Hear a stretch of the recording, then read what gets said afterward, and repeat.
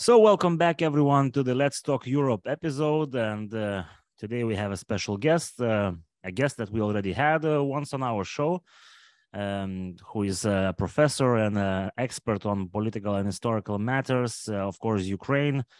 And since we usually talk about this part of the world these days, today is going to be no exception. And we're going to talk about quite a different perspective than we talked last time, because last time we talked about the basic question: is there a split between the East Ukraine and West Ukraine? So if somebody hasn't listened to the episode, please check the episode, which is about 2 months old. And today we're gonna basically focus on the struggle and the fight for the independence, and what are the differences between the Eastern European Slavic nations. I would like to focus probably on two, mainly Ukraine and Belarus, but maybe Taras will have some other examples. So hello, Taras. Good morning or good afternoon. Well, yeah, it depends, these days it can be morning or evening. So many people actually consider an example, like the Belarusian state of civic society and the Ukrainian at the present moment as quite opposite. Do you think actually there are differences in the region between the maturity of the civic society of the nations which formed after the collapse of Soviet Union? Maybe there are some factors that you would like to, I don't know, explain to us and to our listeners. What is your take on the differences between the Ukraine and Belarus? Well, there was always already a strong difference even in the Soviet Union. In the Soviet Union, Ukraine had the highest proportionate number of political prisoners of any republic. And when Ukrainian dissidents talked about the memoirs about life in the Gulag, the main people who they were sitting with were from the three Baltic states.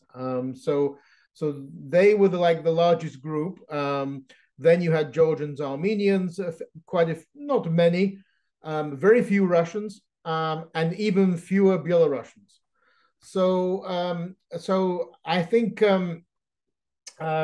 in terms of famous Belarusian dissidents in the Soviet Union, there was less than 5. It was a very small opposition movement, and that I think was a reflection of how Belarus had been very Sovietized and very Russified by the Soviet regime, and hence Lukashenko was popular for many years, and he was elected for once at least. He was elected democratically in 1994. And so I don't want to insult Belarusians, but it always, to me, Belarus looked like a Bolshoi Donbass, like a big Donbass, very Soviet in identity, and very Russian speaking. And of course, this was to do with history. Belarusian language and culture had been destroyed. They had not been allowed to grow, whereas Ukrainian had been allowed to grow in the Austro-Hungarian Empire. But Taras, many people think that, basically in the time of the revolutions, I'm talking about the spring of the nations era, Belarus did not have enough time to basically form. That's one of the opinions why it's lacking behind the rest. Do you think it's a factor, or you mean late 1980s? Well, probably in this region it was early 20th century, but yeah. Well, I mean, early 20th century, sure, but I think the problem was that all of Belarus was occupied by Tsarist regime, by the Tsarist Empire, whereas only part of Ukraine was occupied by the Tsarist Empire. And the Tsarist Empire was brutal in its Russification. It banned the Ukrainian language, banned Belarusian language and culture, and tried to impose its so-called nationality policy, which was to talk about a pan-Russian nation, Общерусский народ, which is what is popular now in Russia. So Great Russians, Little Russians, White Russians. There was in Tsarist ideology, as in white Russian emigres, there was no Belarusian nation and no Ukrainian nation. Ukraine was able to succeed in some ways better because it had, I think, a bigger history, like with Ukrainian Cossacks, 19th century national movement in Kiev, but also because a large proportion of Ukraine was not occupied by Russia. In Romania and in especially the Austrian-Hungarian Empire. And the Austrian-Hungarian Empire promoted Ukrainian national identity. So it was doing the opposite of the Tsarist Empire. In the Tsarist Empire, Ukrainian identity and Belarusian identity was crushed, was repressed, was suppressed. In the Austrian-Hungarian Empire, Ukrainian identity was promoted as a counterweight to the Polish identity. Belarus, unfortunately, was all part of the Russian Empire. So it had a very weak national movement in 1917 and 1918. And that also meant that one of the big differences between Belarus and Ukraine was that Ukraine always had a very strong national communist movement. You had this in Lithuania as well. I mean, with your first kind of national leader back in the late 1980s. Who was the leader of the Lithuanian Communist Party. You had also quite a strong national communist movement in Ukraine, especially in 1920s, 1960s, and in the Gorbachev period. In Belarus, the national communist movement was very weak compared to Ukraine. So that's another factor. And in the late 1980s, if you look at Russia, Ukraine, Belarus, only really Ukraine had a mass popular movement, popular fronts, like in the Baltic states. In Russia, it was also weak, primarily just Moscow, St. Petersburg, but not throughout Russia. Belarus had some strong elements, particularly on questions of Stalinist crimes, but it wasn't a mass movement. Again, Ukraine had the benefit of Kiev, of being a very, very nationally conscious city, and also Western Ukraine. So it's a huge number of people. And what you've seen in Ukraine in the last 30 years, since 1991, is the spread of Ukrainian identity from the West to the East. You saw this with the Orange Revolution, when Yushchenko was elected to power, and then you saw it with the Euromaidan Revolution.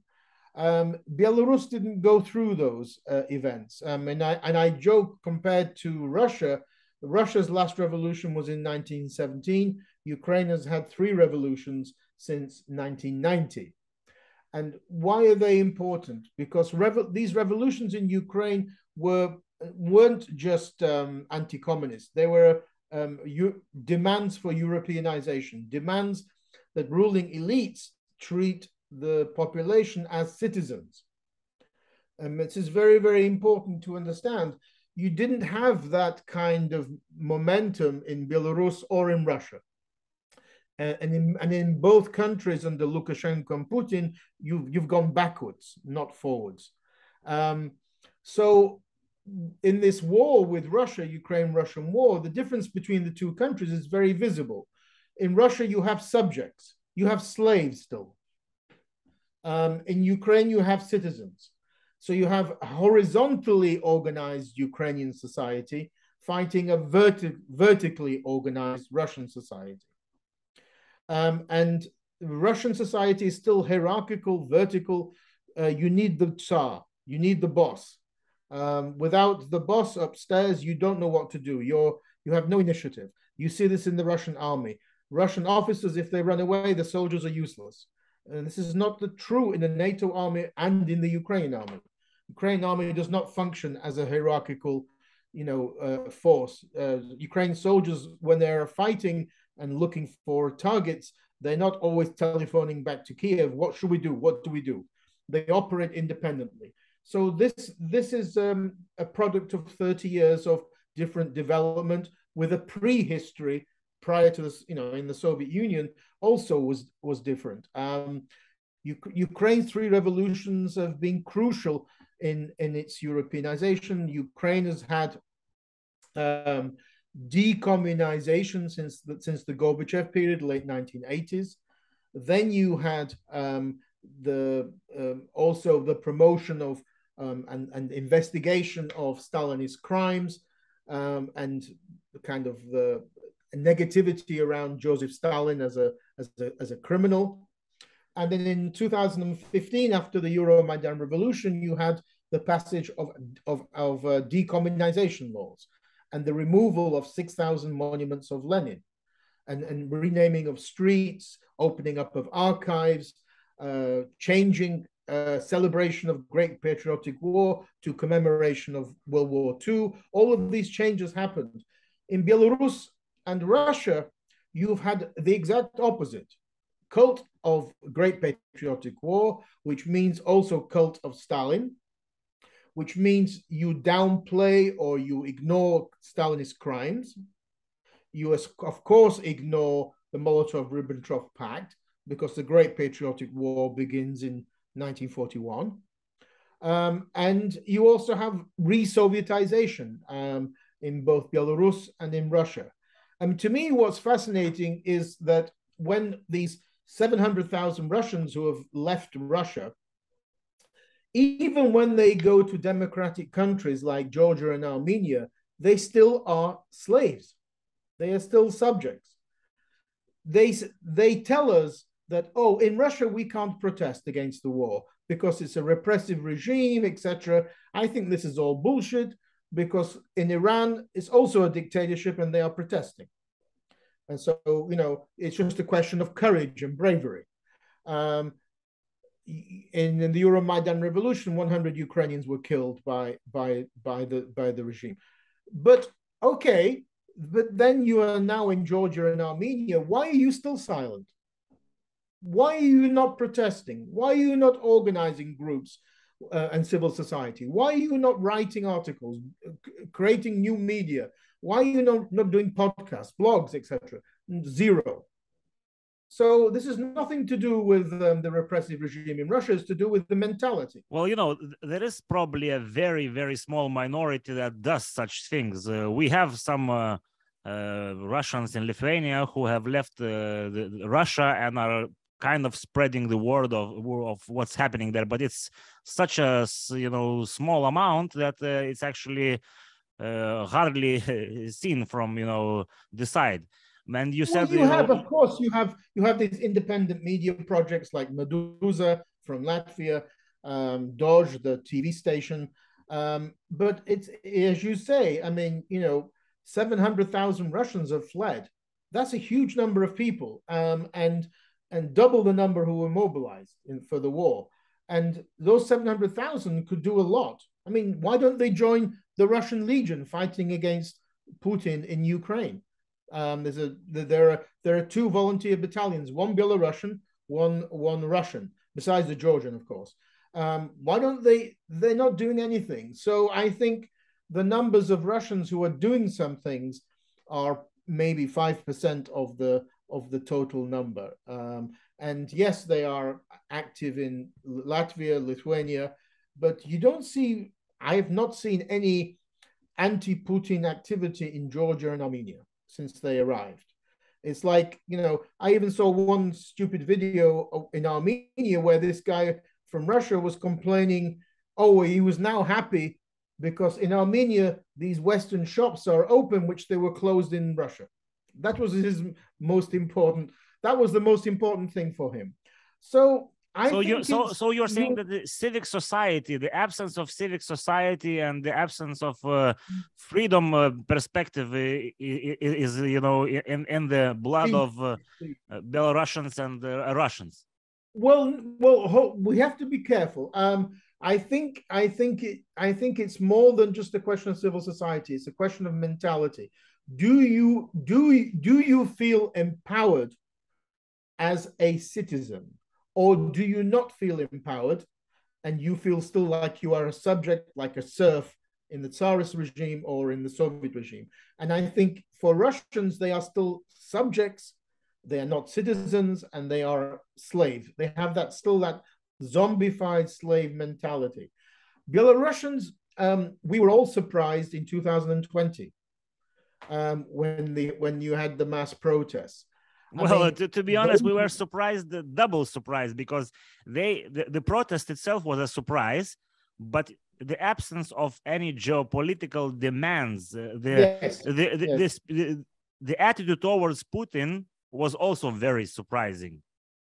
It was. There were a number of surprises. Firstly, practically everybody spoke Russian amongst those Belarusian protesters. There were no Belarusian speakers. So presumably this was all because they were all from towns and cities, not from smaller towns or villages. So the national identity factor wasn't as strong there as it was in revolutions in the Baltic states, or especially Ukraine. In Ukraine, civil society and national identity have always been closely tied together. So that was one factor. And you're right, the second factor was a kind of a geopolitical naivety. And because Ukraine was never a member of any of Putin's Eurasian organizations. Belarus is a member of both the Collective Security Organization, the so-called Putin's Warsaw Pact, and also the Eurasian Economic Union. So any democratic regime coming to power in either Russia or Belarus has to do a Brexit. Yeah, that's a very good term. Because Ukraine didn't have to do a Brexit. In 2014, when Ukraine had a revolution, there was no need for Brexit because Ukraine wasn't a member. It's never been a member of this CSTO since which was formed in the early 90s, and is not a member of the CIS Customs Union, which is now Eurasian Economic Union. Belarus is. And you're right that these Belarusian democratic leaders didn't talk about this. Didn't say, well, you know, when we come to power, we will, for example, they could have said, we will hold a referendum where Belarusians will have a chance to decide should they stay in the Eurasian Union or join the European Union's Eastern Partnership. They could have said this and so said, look, this is up to the Belarusians. It's there, we'll have a referendum. They didn't say anything about this. So you're right, they came across as quite geopolitically naive, brave in many cases, and naive. Maybe their political repression has made them less naive now than they were before. Here I want to ask some clarification question. We know that this so-called opposition in Belarus, which is, well, not elected because the election was a fraud, and you know you don't have an election, so it's not actually elected, and they're trying to kind of approach Ukraine from Vilnius, from Warsaw, different groups, and they try to get some kind of relationship with the official, Kiev, and there is no success. So does that say something about the so-called opposition of Belarus that we have at the moment, or about, their, I don't know, background, identity, goals, or there are some other reasons for that? I think that the reality is that I think there's more chance of them coming to power than Democrats in Russia. I see no prospect of Democrats coming to power in Russia if Putin is removed from power. In Belarus, everything is dependent on the war in Ukraine. There are two leaders, Kadyrov, leader of Chechnya, and Lukashenko. If Putin is kicked out for whatever reason, if he gets defeated, then Lukashenko and Kadyrov also leave.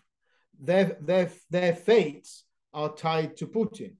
So if Putin goes, Lukashenko and Kadyrov goes in Chechnya. So now, you think that the apparatus that for example Lukashenko has in place, it wouldn't let him keep power if Putin is not like helping from the side? Well, the only way he could stay in power after the 2020 elections was by asking for Russian support. So he's become a Putin puppet, totally, and he's given up his country's independence and sovereignty to become a Russian colony. So I just don't see how, without Putin's support, Lukashenko could survive, because his regime is kept in power by by the KGB and the Oman riot police. Those are the two structures. This is why I don't believe that Belarus would ever join the invasion of Ukraine, because the Belarusian army is not hostile to Ukrainians. And so I'm sure they would either join the Belarusian opposition or simply just surrender. And this would be very dangerous for Lukashenko. And that's why I think Lukashenko's not being willing to send the Belarusian army, because he's afraid that what would be the, could this lead to a kind of a coup against him? So he's kept in power by a very small number of people. I mean, the KGB and the Oman riot police, you're talking, I don't think more than 5,000-10,000 people. It's not a huge number of people. So I don't see him staying in power. No, and that would be the opportunity for some kind of, maybe like in Poland in 1989, some kind of transition round discussion, negotiations with the opposition, and with some people in the Lukashenko regime saying, well, actually, he did lose the elections, and we have a real person who was elected, and she should come back and be the Belarusian president. But we cannot really say that that person was elected, because we don't know, and nobody knows. And probably, if that was true, all the evidence that she was elected is already gone, long gone, and straight after. Sure. But I mean, in a kind of a revolutionary situation with Lukashenko leaving power, then, and if elections were held, then she would probably win the landslide. Then, because people, it's the reason why there was such massive protests in 2020 in Belarus was also people got fed up of Lukashenko. I mean, he's been in power too long. I mean, just plainly too long. And most people think of, I think there's been a kind of a growing maturity of Belarusian society, especially younger people, middle class people. And they just look at Lukashenko as, Halovat kol hospu. I mean, he's just the head of a collective file. He's dumb. And he's an embarrassment. Like when he said the way to combat coronavirus is to drink vodka and sit in a sauna. I mean, and to drive tractor as well. Yes, I mean, he's just he's a kolhosnik. I mean, it's if you're Belarusian, you have to be embarrassed by Lukashenko. But we have to give him some credit, because he's a clever bastard. Yeah, for so long he was able to balance, and he was sometimes when the wind was flowing from the different direction, he was flirting with the West, flirting with the United States. Then if it's not good, he turns back to Kremlin. So there are some skills there. Well, this is a kind of we would call it a hitri, a sly, cunning peasant. But his time has come, and I mean, I think the Belarusian opposition showed that it had a mass movement. I think the danger sign for Lukashenko in 2020 was when workers in factories began supporting the opposition. That's already, then you have a situation similar to Solidarity in Poland. So I think in many ways I am more optimistic about Belarus than Russia. Russia, I simply don't see how I don't see how the Democrats could ever come to power there. Well, probably most of the foreign listeners don't even know that Russia never had a nation state. They never had a democracy, or maybe this brief period of Yeltsin in the early 90s, but that's it. They have no background of any other form of self-governance. You're right. I think the problem, and it sounds very amusing, but Russians still don't know where Russia is. I mean, where is Russia?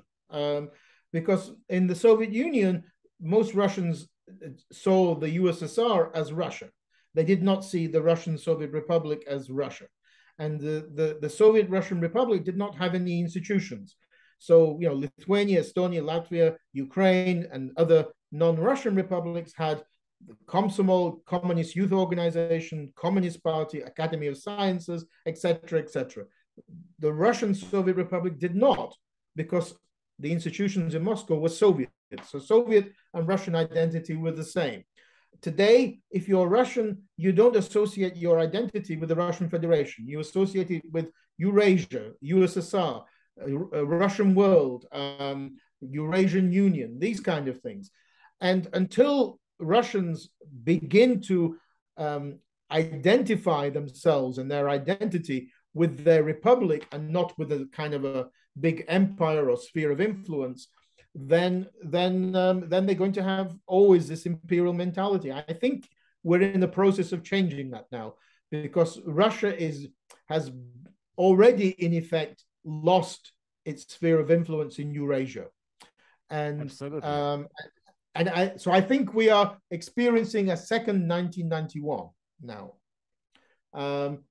In Eurasia, in the former USSR, the only two countries which remain Russian puppet states are Belarus and Armenia. That's it. Georgia is with Ukraine and Moldova. Azerbaijan is close to Turkey. Central Asia is under Chinese influence. If you just watch the last few months of how Kazakhs, Tajiks, and others, and Kyrgyz relate to Russia, they see a wounded bear now. They see a declining Russia. Russia doesn't have the manpower. Russia is so weak that it has to bring back thousands of soldiers from all these different places in Eurasia to fight in Ukraine. So the war in Ukraine has showed that Russia is a Potemkin great power and a Potemkin second big army, and that has had an impact on how other countries look at it. And of course, it's given the advantage to China. China is now the rising power. Russia is now the younger brother of China, and I think Russia knows that. I don't. The difference between Russia and China is that Russia has no economic power. It thought it had military power, and it doesn't even have military power. China has both military power and economic power. I don't know what Russia will be exporting after this war, because Europe is by next year will no longer be importing Russian gas, and nobody will buy Russian arms because they are useless. They're not very good. So I think we're in a period of very radical change, and it resembles 1991. It's the second disintegration of the Russian Empire. But Taras, many politicians and and journalists and analysts in the West, they are kind of scared of this disintegration of Russia, because they say that look at these nuclear weapons, look at that, and all this is going to be a mess. What do you think? How this issue can be solved? Because nobody is really loudly speaking, or at least not enough, speaking of what could be the scenarios of transitions, or what can be offered to the opposition in Russia if there is such, and well, there is a bit, of course. And the most, of course, important question is there enough, capability, civic capability in Russia to actually form something, or it has to disintegrate, split into many different, states, nation states, or some kind of territorial units that can be governed by others, or some other form? Well, this is nothing new. In 1991, there was also a very big fear in the West of what they called a nuclear Yugoslavia. That it would be also, a lot of bloodshed, fighting between the republics at a time when many of those republics had nuclear weapons. Only 4 republics had strategic nuclear weapons, these long-firing nuclear weapons: Russia, Ukraine, Belarus, Kazakhstan. But most of the other republics had tactical nuclear weapons. So today, the only country today which has nuclear weapons is Russia, of course. It's a fear, but I just don't imagine that the nuclear, I think the bigger fear in 1991 was greater than now, because it's easier to steal a tactical nuclear weapon. Tactical nuclear weapon can be an artillery shell. Whereas you can't steal a nice EBM. It's just too big, right? So I'm not as concerned and worried about this, especially because Russia's Putin's successor is likely to be similar to him, a Silovik, from the security forces, some kind of nationalist general. It's not going to be a Democrat in Russia, and one of the reasons is, as you were saying, is that it's to do with Russian identity. In the Soviet Union, the dissident movements in like the Baltic states, Georgia, Ukraine, Armenia, they were what were described as national democratic movements. What did that mean? It meant that they demanded both national rights and democratic rights at the same time. So they were against, the forcing of Russians to go live in places like Latvia, Ukraine, against Russification, against destruction of their culture and language, as well as for human rights as well. In Russia, there never was, and still there is no national democratic movement. Russian language was never repressed. Russian culture was never repressed. And Russians never demanded independence or sovereignty for their republic. No Russian dissidents or Russian nationalists said, we want to be independent of the Soviet Union. In 1991, Russia did not declare independence from the USSR. I mean, how could it? It would be too funny. So when Russia celebrates every year Russia Day, this is based on the July 1990 Declaration of Sovereignty. Not because there was no Declaration of Independence. Ukraine declared independence. Belarus declared independence a day after Ukraine. But Russia never declared independence. So there isn't that national democratic movement. And that has always been a weakness of Russia's democratic forces. In Belarus, then maybe there's slowly emerging. If Lukashenko is removed in a post-Putin era, then that gives the Belarusian Democrats a chance. And also Belarusian geography is better because it has borders with 3 EU NATO members. So that also helps. The geography helps in the Belarusian case, and it could theoretically leave Eurasia and join the Eastern Partnership together with Ukraine, Georgia, Moldova. But you see, it's a bit probably different situation at the moment because during this mobilization, we see that some parts of Russia are really not happy. I'm talking about Buryats, and like Chechens, and so there might be some different outcomes compared to what was. And you were saying that you see like a replacement of Putin with another Putin. So we are not talking about disintegration. We are talking about some new phase of Russia. Or I understood you incorrect. Well, I mean, again, if there's some kind of transition after Putin goes, it will be bloody in Russia because this is a country which is a mafia state. So there's no honor amongst thieves, as we say in English. And so there will inevitably be some bloodshed, just like there was in 1953, when the military executed Beria, who was the head of the NKVD, and who wanted to take over after Stalin. So I think there will be some kind of a bloodshed, but it would be amongst the elites fighting amongst themselves who would to take power because they're all corrupt. You're right about the national minorities. Putin has deliberately used a greater proportion of national minorities than ethnic Russians until this new mobilization. And so you've had protests in places like Dagestan, Buryatia, and other parts of Russia which are not Russian ethnically. But remember, the difference was in 1991, 50% of the USSR was not Slavic. So the 3 Eastern Slavs made up about 55% of the population in 1991. So that meant that a huge number of people in the USSR were not Eastern Slavic, and so when they rebelled, the USSR couldn't survive. And what was happening was the Muslim population was growing, and Slavic population was declining. In the Russian Federation, Russians make up about, I think it's 80 or 85% of the population, ethnic Russians. So although these national minority groups control large territory, like, you know, the Tatar Republic and elsewhere, they have large amounts of land, but they are small in number. They're only about 15% of the population. And none of them have borders with foreign countries as well. Which is also well, some of them have Mongolia, well, China.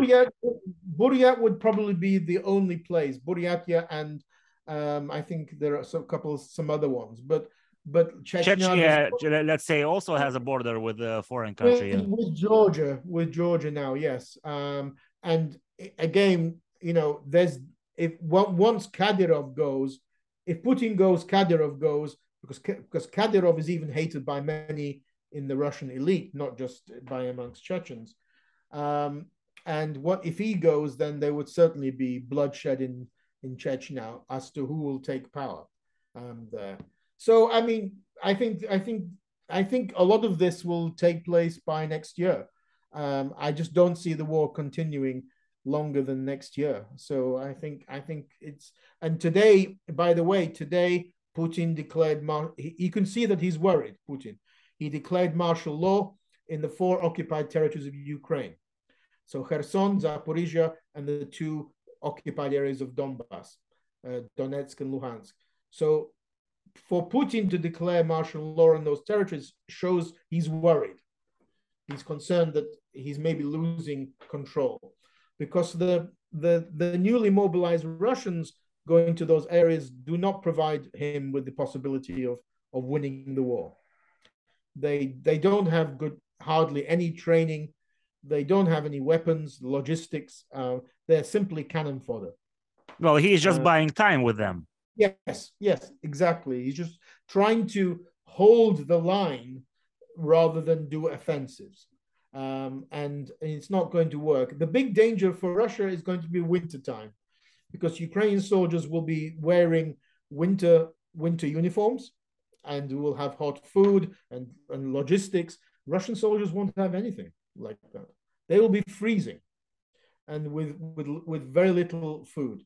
So there's also, today we hear, concerned to this martial law, that Russia is beginning to evacuate from Kherson. Now, what this means is that Ukraine is being successful in surrounding the city of Kherson. You probably heard this stupid idea that they are evacuating the right side of the river, right bank, because of the potential flood if the dam is going to be demolished by the Ukrainians. But they didn't bother to look at the map that the right side of the river is higher, so you basically have to evacuate to the right side, not from the right side. But yeah, that's Russian, Yes, it sounds a bit like those people smoking too many cigarettes near the air bases that Ukraine absolutely attacked. Smoking kills. And smoking kills, and sitting near open windows can be also dangerous because you can fall out of them in Russia. But I mean, this is important, kind of not only strategically but psychologically, because Kherson is the only oblast capital that Russia occupied after the invasion of 24th of February, the only one. So if Russia is withdrawing from Kherson, that shows how badly they are situated, their troops. And I think it shows that the Russian military have persuaded Putin that it's better to withdraw and pretend we need to withdraw for strategic reasons, because the alternative could be a kind of a Russian Stalingrad. But most of the Russian sphere analysts, independent, I mean, like Piankovsky, they say that if Kherson falls, the victory, is in Ukraine hands, and that's it. For Putin, it's kind of the last drop of his. I think you're right that maybe that is again the reason why he's organizing a so-called a tactical retreat, shall we say, rather than having a kind of a second Stalingrad, because that would be more dangerous for Putin. But you're right that Putin will look weak. If you're a macho dictator like Putin, you cannot show that you are weak. You have to show always you're a tough man. So I think that Putin is on the slippery slope to going out. How this will happen, we don't have any previous precedent how this will happen, because communist states and post-communist states don't have a tradition of military coups. Like in Latin America or Southern Europe, there is no tradition of this. In fact, it only happened once in 1981 in Poland, when the Polish military did martial law, because they were told to by Moscow. It was a choice: either you do it or we send, Warsaw Pact invades Poland. But that was the only case, so no tradition. So it's difficult for us to know how will Putin be removed. Will he also be sitting near an open window, or will somebody blow up his long table? I don't know. We just don't know. Well, there is a good tradition of, like Stalin poison. went. Yeah, absolutely.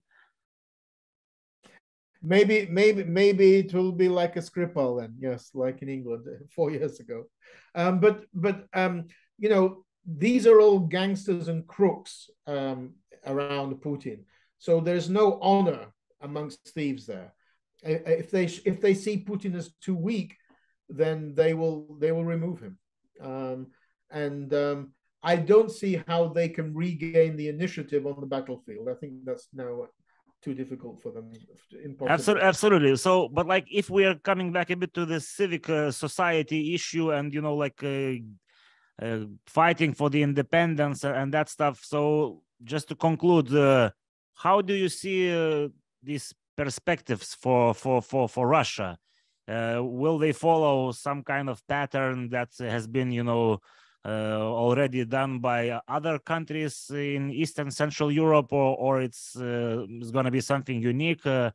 Do Russians in general want some kind of democratic governance? Maybe they are just pure imperialists, and they will, just want to substitute and regroup, rest, and then, get back to their Ruski Mir, narrative and expansion. Well, they need somebody like Ataturk, who came to power in Turkey in the early 1920s, and who created a modern Turkey from the ruins of the Ottoman Empire. So he said, no more empire, no more Turkish empire. We are now creating a new nation state. And Turkey in the 20s and 30s was actually a very progressive country. I even once joked to French students in my class, do you realize Turkey gave the vote to women before France did?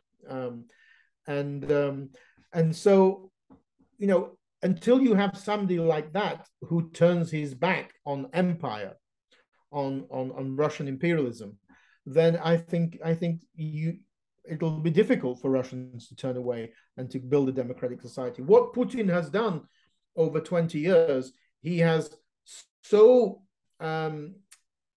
taken Russia backwards. He's taken Russians back to the Brezhnev era and to the pre-Gorbachev era. There's been a complete re-Sovietization of Russian society, re-Stalinization of Russian society. That will take at least 20 years. If a Democrat comes to power in Russia, it'll take them 20 years to change that. This will not be changed overnight. And so Russia will have a lot of catching up to do, and also dealing with its past.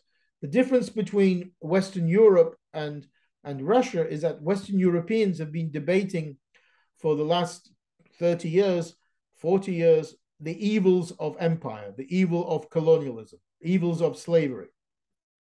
Russia has never done this, never. Eurasianism as an ideology says, we did our empire great. We were successful. We were fantastic. We were so nice to our non-Russians. We were different to West Europeans. Of course, this is Russian inferiority complex. So they need to deal with the legacy of empire. Nobody who has suffered under the Russian Empire says agrees with them that, yeah, it was great. It was a fantastic place. Nobody agrees with them. And secondly, they need to come to terms and accept their responsibility for the war in Ukraine. War is committing genocide, and yet they're still in a state of denial. But Taras, there is even more interesting stuff in this subject because not like long ago, a few weeks, one of the member of Russian opposition group, let's say, or bloc, or whatever we want to call it, Katz is his surname. He said that we don't owe anything, the opposition, he meant, of Russia, to anyone, especially to the Ukrainians. So this kind of attitude from an opposition person in Russia says something about the mentality. Yes, it does. It does. It's like an ostrich hiding its head in the sand. They don't understand that it doesn't work like this. The Germans had to deal with their responsibility and guilt over Nazism. Russians haven't done that over Stalinism and over the war in Ukraine. And you see this in the polls. Levada Center a few months ago asked Russians, do you feel responsible for the war in Ukraine? And 2/3 of them, 65%, said, no, we do not. If they continue to do this, then they are partners with Putin in the crimes against Ukrainians. They are partners. You cannot be in the middle here. You either are condemning the crimes or you are supporting the crimes. You can't have a middle position saying, oh, I don't want to take sides. No, it doesn't work like this. In a genocide, in war crimes, you decide, you support or you're opposed. And you're absolutely right that they don't want to deal with this question. It would destroy too many of their mythologies and stereotypes. And they just simply psychologically are unable to deal with this, but they have to deal with it. And especially in a post-Putin environment, and not just the Ukrainian war, the crimes of Stalinism, the cult of the Great Patriotic War and the cult of Stalin has meant that they have denied the crimes committed by this monster Stalin, who was the equal of Hitler, not only against Lithuanians or Latvians, Estonians, and Ukrainians and Belarusians, but against Russians also. Absolutely. I mean, Stalin murdered Russians. I mean, Timothy Snyder joked that Stalin killed more communists than Hitler. So, I mean, they're like living in this unreal world, which has been created for them by Putin in the last 2 decades. And everybody else has moved on. They've joined European Union, NATO, they've Europeanized, decommunized. Russia has stagnated under Putin. And that's why I think I stick to the point that Belarusians have greater chance of breaking through than Russians. Russians have a much more difficult. Well, they consider themselves a gravitational, point that somebody has to gravitate towards them. They don't consider themselves a smaller body, that is, right. Kind of that needs to be gravitating towards some other values. They do believe that their values are some kind. They believe, you're right. Yeah. Eurasianists believe that they are superior to Western culture, or what they call transatlantic culture. But this is just a Russian inferiority complex which has existed for hundreds of years. In reality, they're not superior at all. If you look at all of the statistics, divorce, alcoholism, death rates, abortions, Russia is higher than any country in the West. The average age of Russian men, what they live to, is the same level as Bangladesh, 58. So how are you superior? Tell me how your civilization is superior. You're not. This is a complete mythology. And I think what will have a major impact, and what is having an impact now, is how the war in Ukraine has shown that they are a Potemkin great power. This so-called second biggest or second most powerful army in the world is pretty useless, to be well. quite honest. This myth is gone already. It's gone. Yes, it's gone. And I mean, they believe this crap because they even brought parade uniforms to Kiev, thinking they were going to do within 3 days a parade on the Khreshchatyk, the central street of Kiev. Those parades are now, 240 days later, they're asking for weapons, from Iran because they don't have their own. So it's a very sarcastic story. So I think the mythology of Russia as a great power is now in decline, and that's why it's already losing its influence. It's lost Central Asia. I mean, if your listeners just listen to the speech by the Tajik president a week ago, and my God, I mean, this is a small country. He would never talk like that to Putin if he felt Putin or Russia was strong. He basically told Russia, you need to respect us. So Central Asia is gone. The South Caucasus is gone except for Armenia. And the western part of the former Soviet Union, just Lukashenko is remaining. So I think Russians are going to have a rude awakening about the reality of the world once they are defeated in Ukraine.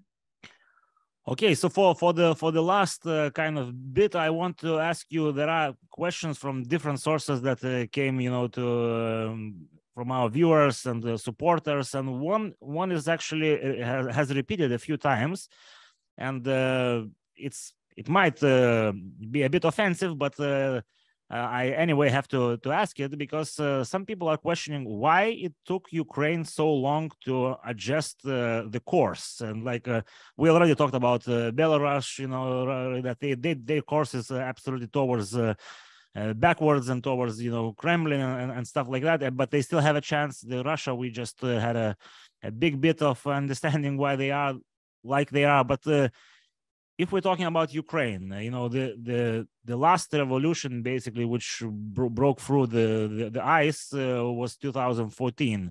So it's still 14 years of, not even 40, the 24 years of, struggle of picking sides. What were the issues in Ukraine that it took so long? Because Estonia, Latvia, Lithuania, or even, Poland, which is a bit different story, but still they kind of knew from straight the beginning that their goal is to join the EU, their goal is to join NATO.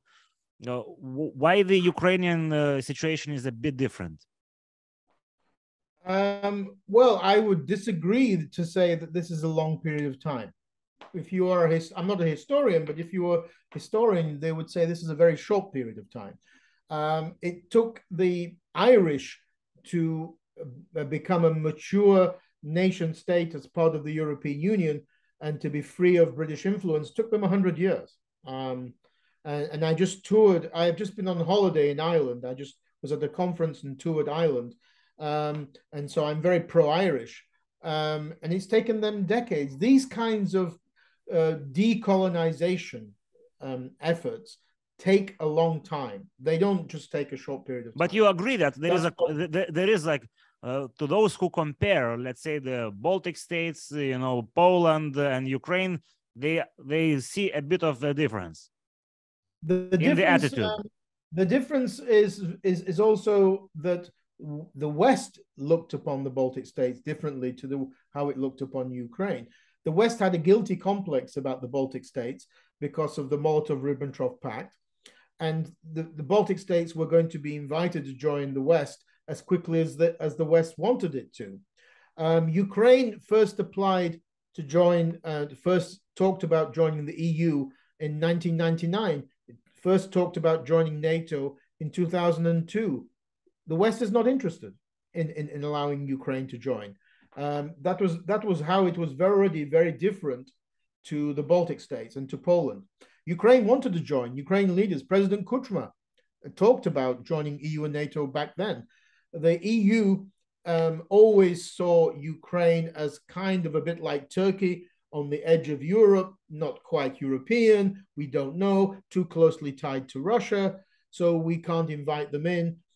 So Ukraine always had that problem. It was a kind of a kind of an Eastern European Turkey, shall we say. What about the size? Maybe the size also kind of a bit yes, scared, yes, you know, course. the European Union, because of course, the size was maybe a factor, in that the amount of money you would need to modernize Ukraine. Yes, but I mean, you know, there were large countries that joined the EU, like Spain as well, after Franco. On NATO has basically, I think, been lying to Ukraine for a long period of time, because Ukraine first applied to join NATO in 2002, a year after 9/11, and the terrorist attack. And NATO has been kind of, you know, pretending to say, yeah, you will join eventually. And they said this in 2008. NATO summit said, yeah, Ukraine, Georgia will, you know, you'll be members one day. But, you know, there was never any attempt to bring Ukraine into NATO. And you compare this to Finland and Sweden, as soon as they said we want to join, NATO said, no problem, tomorrow or today. So Ukraine has wanted to join these structures. It hasn't been invited in. On the question of inside the country, you've had a process of decolonization, I would call it. That's the best way to call it. In 1991, the USSR disintegrated peacefully. That was good, but it's also bad for national identity. Ironically, throughout history, countries' national identities develop quicker when there's a war, when there's conflict. I mean, that is just the way history has happened. You know, the American identity was created by 1776, for example. Irish identity was created by the uprising in 1916. Ukraine identity has been created in 2014 and 2022. Not all of Ukraine identity, but Ukraine identity in Eastern Ukraine. Because what happened in Ukraine was that, and all of these countries, is that it's a fight for the borders, fight for your sovereignty, where are going to be the borders. And Stalin, he developed, he resolved the border problems between Lithuanian Poland and Ukrainian Poland in the 1940s. And so the Western Ukrainian border, which was always in conflict with Poland, ended. That conflict ended in 1947. There was the last kind of battles. So now we have the battle and conflict over Eastern Ukraine, over where the border should be in Eastern Ukraine. So in effect, this war which is happening with Russia is the war that should have happened in 1991, but did not. Because, you know, Yeltsin, Gorbachev was weak. Yeltsin was always drunk in 1991. And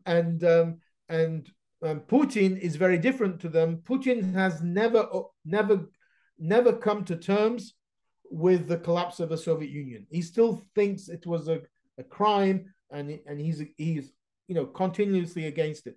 So we have a war in Eastern Ukraine, which is developing faster, this Ukrainian identity in Eastern Ukraine.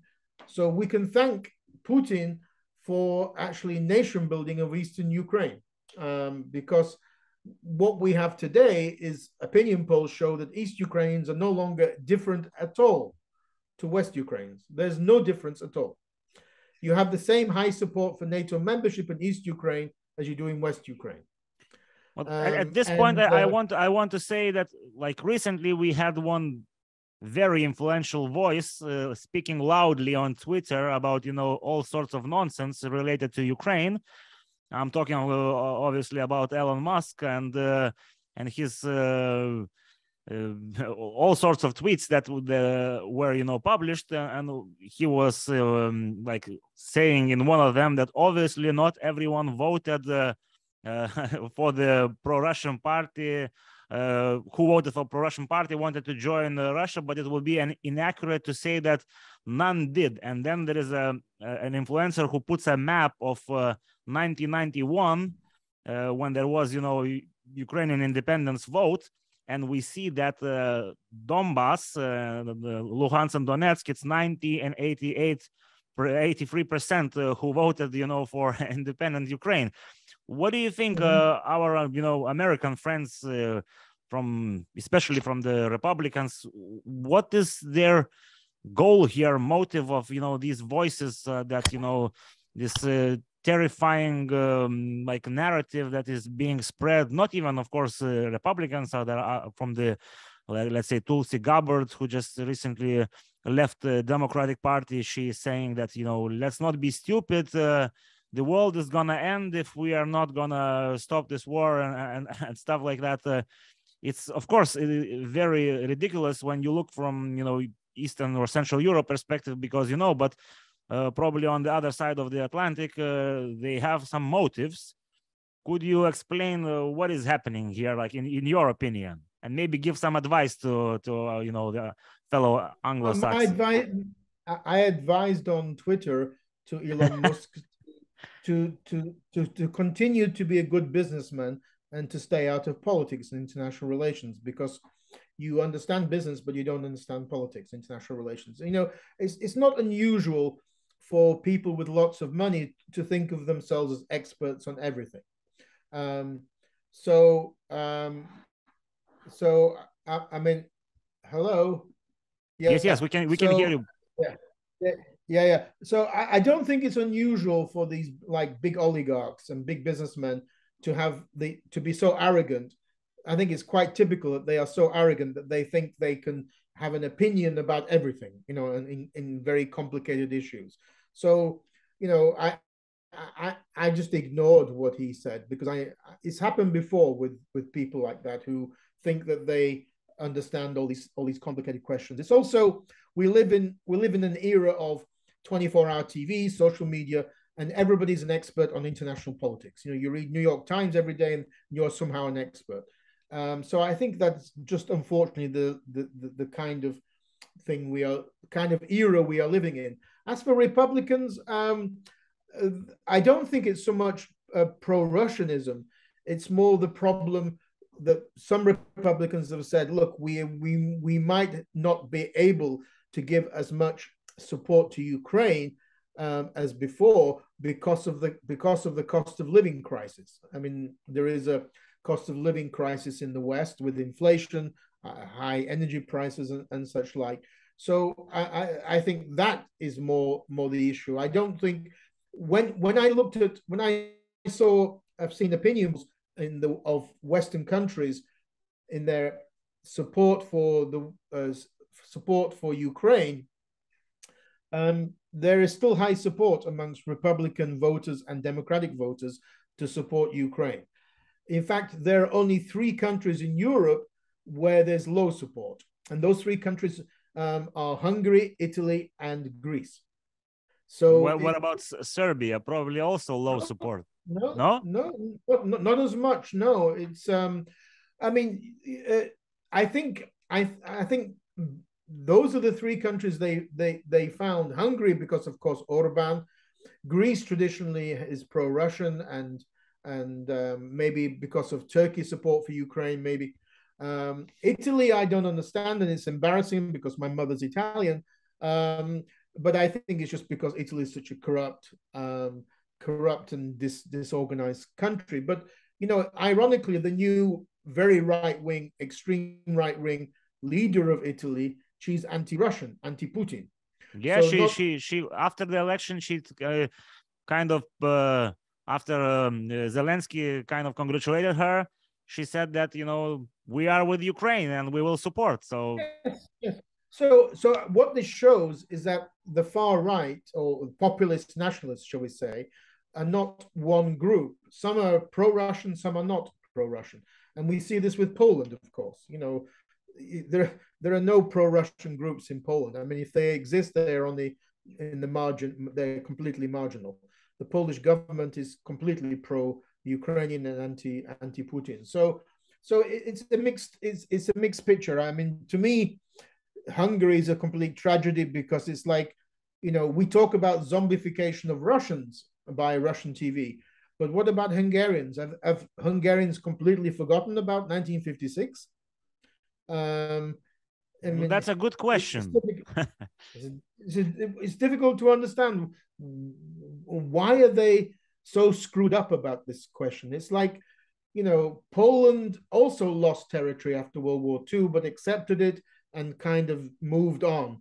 And Hungary still seems to be crying about what happened in 100 years ago when it lost its empire. It's very bizarre what's going on there.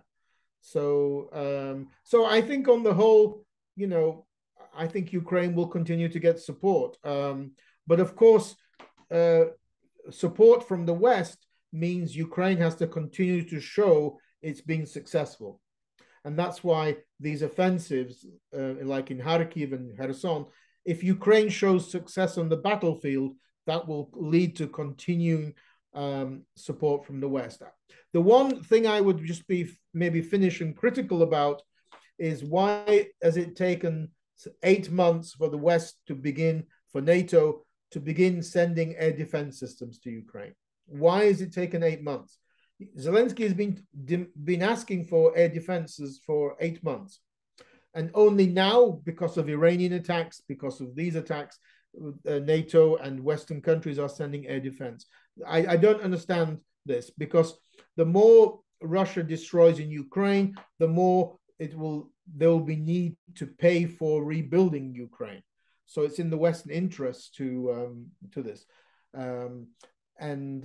So, I mean, hopefully those air defenses systems will come to Ukraine soon in the next few weeks. Okay, Taras. So as usual, it was a pleasure to hear your thoughts, because it's always good to have someone who has both, I mean, academical background of the topic, and you know, you are, as you said, half Ukrainian yourself, so it's really close, you know, the topic close to you in all the aspects. So it was a pleasure. Hopefully not the last time. And thanks everyone for you know, subscribing and watching, and don't forget us on all the platforms, and talk to you in the next Let's Talk Europe episode.